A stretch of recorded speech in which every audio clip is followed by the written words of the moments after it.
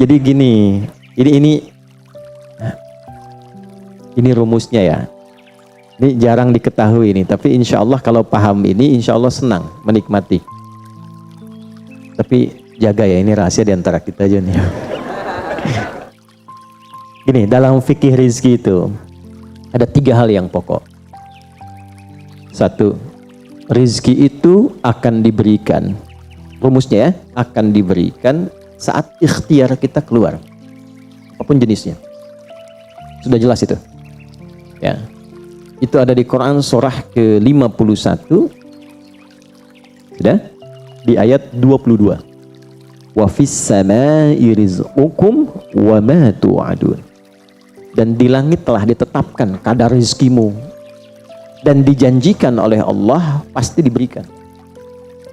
Nah, kapan itu diberikan? Ketika ikhtiar kita keluar.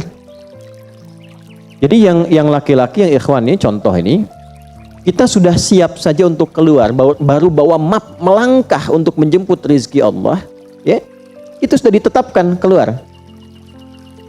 Cuma sampainya kapan kita terima, nanti ada aturan lagi yang mengikat. Ya, sesuai dengan kadar niat nanti. Niatnya apa nih?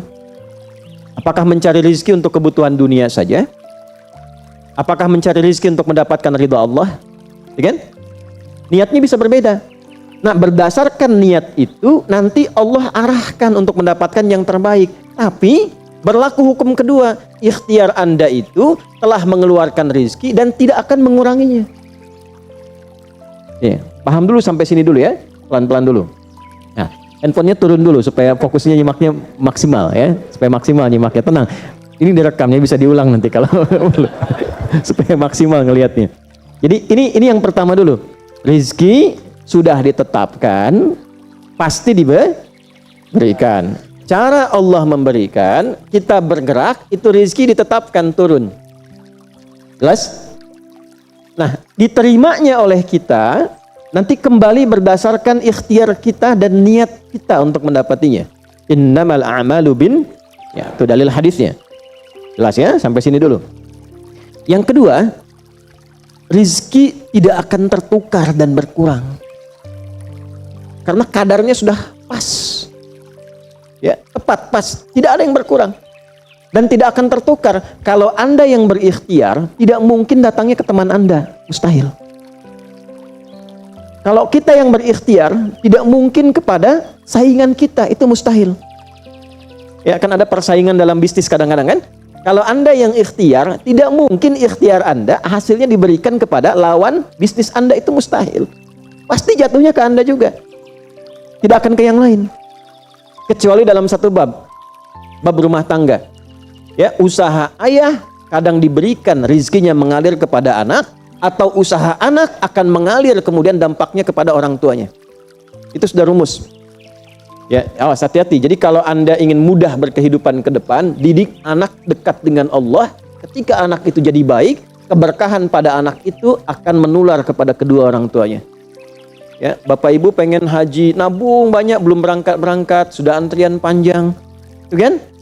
Tapi tiba-tiba ada orang yang tetangga anaknya penghafal Quran 30 juz, dapat hadiah haji, orang tuanya ikut, bapaknya ikut, ibunya ikut, gurunya ikut. Ya, jadi nanti ada 2 ayat di dalam Al-Quran yang menjamin usaha orang tua mengalir ke anak, usaha anak mengalir kepada kedua orang tua. Babnya keluarkan kalau ingin mudah. Nah, yang ketiga, nanti saya urutkan di papan tulis supaya memudahkan itu. Yang ketiga, ini yang paling penting untuk disadari, urut dulu ya. 1, rizki telah ditetapkan untuk diberikan sepanjang kita mau berikhtiar untuk menjemputnya. 2, rizki tidak akan berkurang dan tidak akan tertukar. Baik ya? Jelas sampai sini? Nah, ketiga, ini yang paling penting. Fokus ini dengan baik. Rizki akan ditentukan keberkahannya berdasarkan nilai keimanan seorang hamba.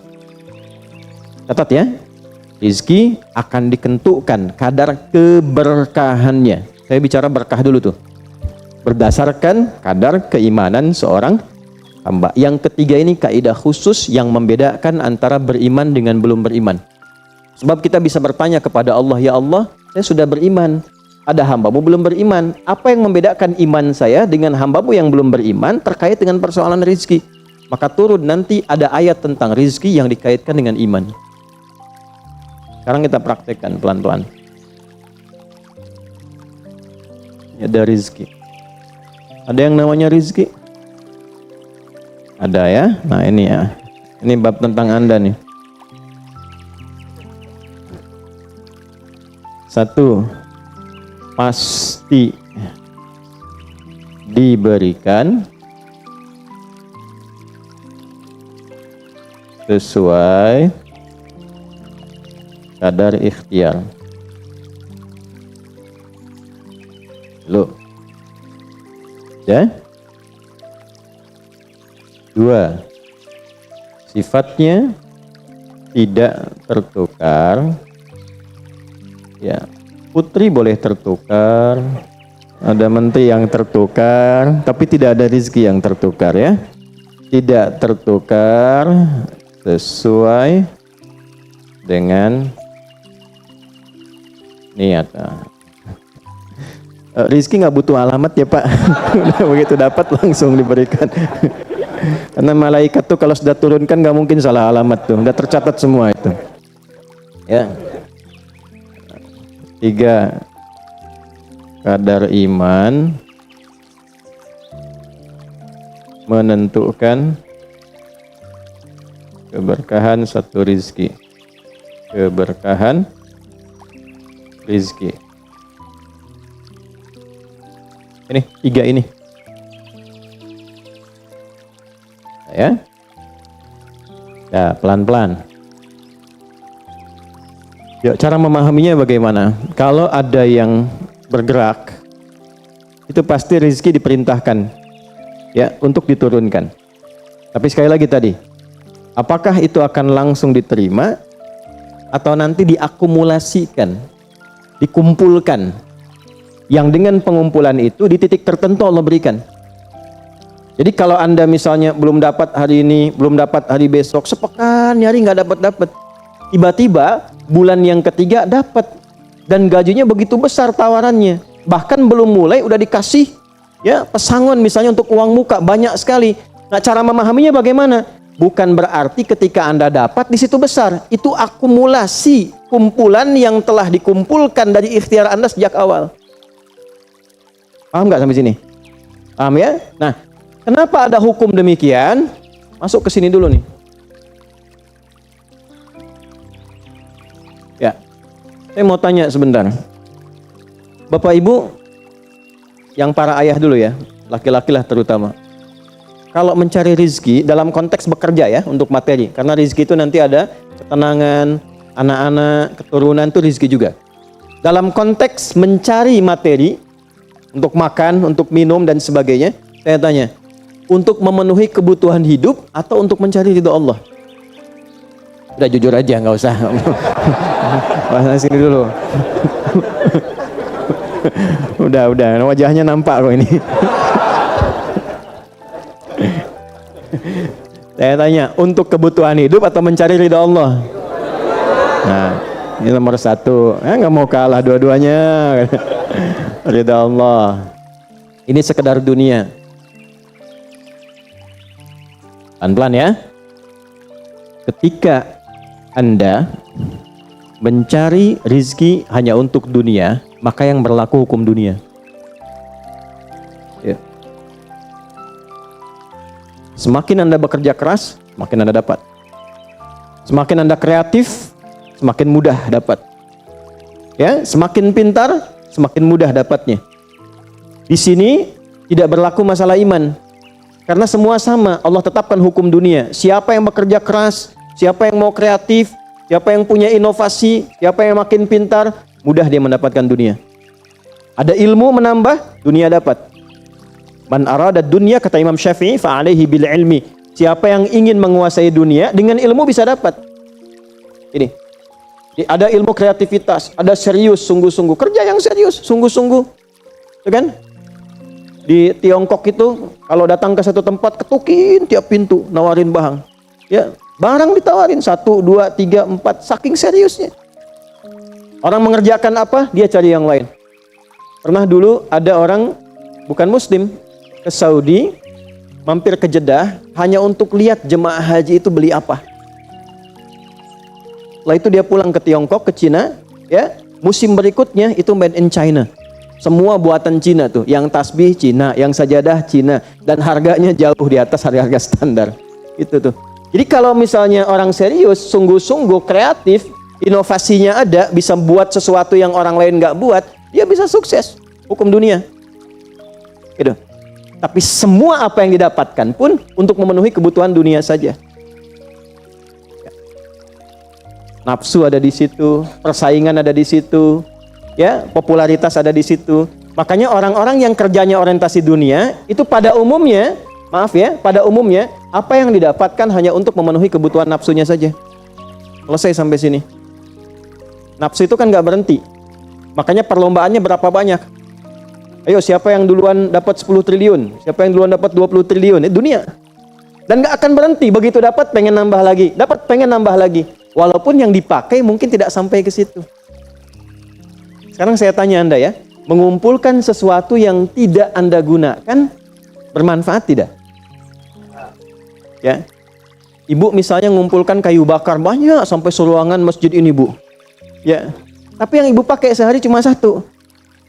Ya, dikumpulin 1, 2, penuh, tapi yang dipakai 1. Tapi nggak pernah puas melihat, pengen lagi, sampai 10 masjid kayu dikumpulkan. Yang dipakai cuma 1. Kira-kira perbuatan semacam ini bermanfaat tidak? Nah, jika ada orang yang banyak bekerja, hanya membutuhkan sesuatu untuk memenuhi keinginannya saja, ketahuilah Anda terjebak dalam kehidupan duniawi. Mohon maaf sebesar-besarnya ya. Jadi kalau bekerjanya hanya untuk tambah tabungan lagi, cek saldo, bandingkan dengan teman-teman, tapi dari apa yang dikumpulkan tidak membuat Anda lebih baik. Ya, yang paling bahaya tuh gini, pas sakit carinya obat generik. Padahal kayaknya minta ampun gitu. Ya, itu menunjukkan bahwa ada sifat dunia yang menguasai. Pada diri pribadi pun bersifat masih kikir. Nah ini ya, ini yang berbahaya ini. Ya, kalau bekerjanya nggak ada masalah, serius dapat nggak ada masalah. Cuma yang dapat ini mengeluarkannya seperti apa? Kalau hanya mengumpulkan, hanya pamer, hanya untuk update, dia mau menyampaikan dengan pamernya, pakai hukum dunia, nggak bisa disalahkan dalam konteks dunia. Walaupun secara moral dalam hukum agama ini tidak dibenarkan. Jelas nggak sampai sini? Ya, sekarang saya tanya, ada nggak orang misalnya OKB misalnya, orang kaya baru gitu. Nah, baru kaya langsung pasang status, ada yang begitu. Ya, dapat mobil baru pasang status, ada yang begitu. Nah, ini biasanya semakin banyak dilakukan, terjebak dengan hukum dunia. Tugas kita mendoakan, bukan mencela. Oh, pasti si itu tuh, bukan ya. Jangan seperti itu. Ya, tugas kita mendoakan kembali, dan sehingga dengan doa itu mudah-mudahan sampai kepada jiwanya untuk bisa berubah, sehingga diarahkan pada yang lebih baik. Tapi maksud saya begini, kalau ada di antara yang ngaji itu terpedaya dengan sistem seperti ini, dia bekerja, tambah lagi, tapi penambahan itu alhamdulillah tidak membuat kehidupannya lebih baik dan bermanfaat, dia terjebak dalam kehidupan dunia. Pada akhirnya berlaku hukum akhir dunia. Hukum akhirnya? Fana. Dunia itu kan punya 2 arti, satu cepat, yang kedua rusak. Cepat gak terasa, kayaknya baru kemarin kita ngaji ya, sekarang ketemu lagi. Cepat tuh. Ya, ketemu teman, kayaknya baru kemarin main sama-sama. Ternyata sekarang udah punya cucu 4 gitu. Ya? Itu dunia tuh. Itu hukum dunia, cepat. Ya, cepat. Yang kedua rusak. Semua dunia itu akan fana, rusak, sifatnya hilang, habis. Kalau bukan kita meninggalkan dunia, dunia yang meninggalkan kita duluan. Ini saya sering katakan, ini ada gelas nih, menampung air. Airnya habis, didiamkan saja, jangan diapa-apakan. Ini kotor, rusak sendiri. Anda punya handphone, elektronik, simpan aja, nanti rusak sendiri. Sifat semua dunia itu rusak. Ya, di sepanjang kita berada di dunia, tubuh pun nggak abadi. Yang ganteng-ganteng akan hilang dengan sendirinya gantengnya. Makanya ibu kalau cari suami ganteng nanti rugi tuh. Ya, baik sama, istri juga demikian, yang perempuan demikian. Semua selama di dunia hukum berlaku. Nah, harta juga begitu. Saat dikumpulkan banyak yang dihitung ini, Kalau tidak sadar dengan, nah ini poinnya. Kalau tidak sadar dengan ketentuan hidup yang benar, pasti penyesalannya di akhir. Karena semua yang dikumpulkan itu pada akhirnya akan selesai hilang. Minimal manusia yang meninggalkan apa yang dikumpulkan dari dunia ini. Terkumpul 100 triliun, hartanya kumpul, manusianya kan meninggal juga. Ya kan? Selesai ya? Ya, pertanyaannya, selama hidup yang kemakan berapa dari sini? Nah, ini yang kemudian dikoreksi oleh agama, dituntun oleh Islam. Tidak salah. Kalau bisa jangan 100 triliun, nanggung 1000 triliun, 2000 triliun, 3000 triliun. Kayak Abdurrahman bin Auf tuh, sampai 14.000 triliun. Kalau dihitung dengan kurs sekarang, sampai 14.000 triliun. Tapi ternyata apa yang dikumpulkan itu membawa keberkahan untuk dunianya, plus membawa bekal kebaikan untuk akhiratnya. 1 dari 10 orang yang dijamin masuk surga tanpa hisab adalah orang paling kaya yang pernah hidup di muka bumi ini. Salah satunya Abdurrahman bin Auf. Hartanya kurang lebih sampai 14.000 triliun. Tapi bisa menggunakannya. Dunianya sejahtera, akhiratnya terjamin. Jelas sampai sini? Ya. Nah, maka yang paling menentukan itu ini satu, niat. Yang kedua di sini aspek keberkahan. Dicarinya pakai iman.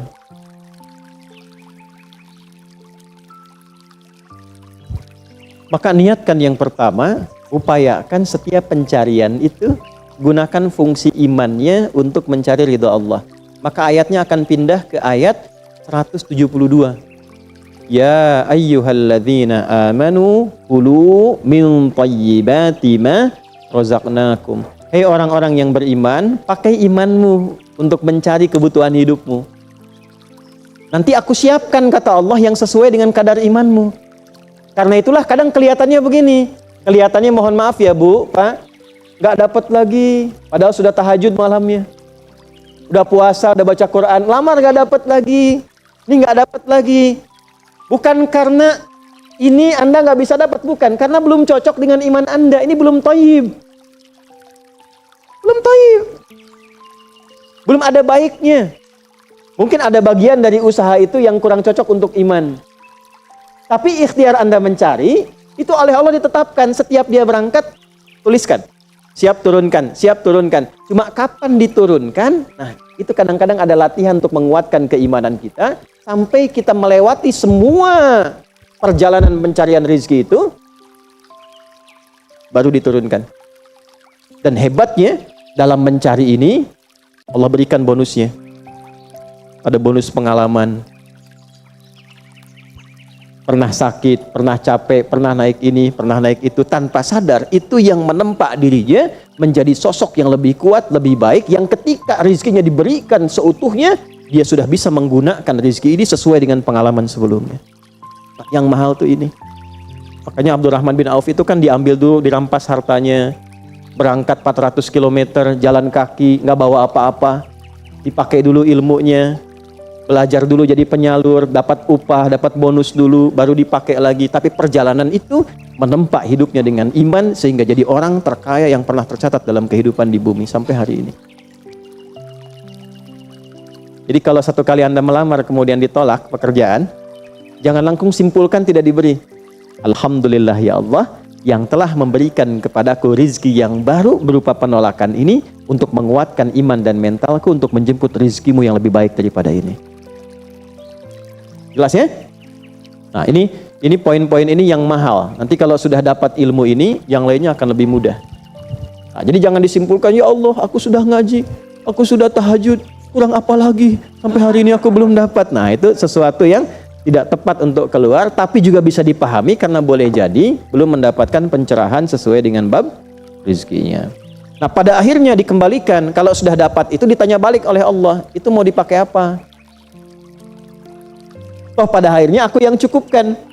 Ya, falyanzuril insanu ila ta'ami. Yang pertama, kebutuhan makan kita pastikan dengan baik. Allah yang kasih, masa digunakannya untuk mencari yang tidak baik? Jelas?